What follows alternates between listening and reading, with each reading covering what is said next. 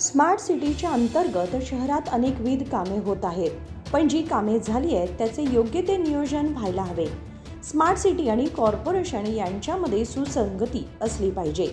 Ravindra Kaushik library road, Kulkarni गल्ली, शहापूर येथे double road झाला आहे। त्या मेन रोडला कचरा जमा झालाय। डस्टबिनही ठेवले आहेत, पण सगळा कचरा बाहेरच साचत आहे। याची उचल होत नसल्याने येथे भटक्या कुत्र्यांचा वावरही वाढलाय। आधीच शहरामध्ये कुत्र्यांच्या हल्ल्याच्या घटनाही आपण पाहिल्या आहेत।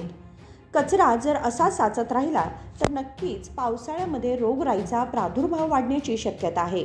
इतकेच नाही तर या ठिकाणी अंडरग्राऊंड ड्रेनेजही आहे, पण मॅनहोल तसेच उघडे राहिलेत। ही खूप मोठी धोक्याची सूचना आहे। या ठिकाणी कोणताही सूचनेचा फलक नाही। हे उघडे मॅनहोल म्हणजे दुर्घटनांना आमंत्रण देण्यासारखे आहे। लवकरच यावर कार्यवाही होईल अशी अपेक्षा करूयात। विनोद कोलकार, कन्नडम्मा न्यूज नेटवर्क, बेळगाव।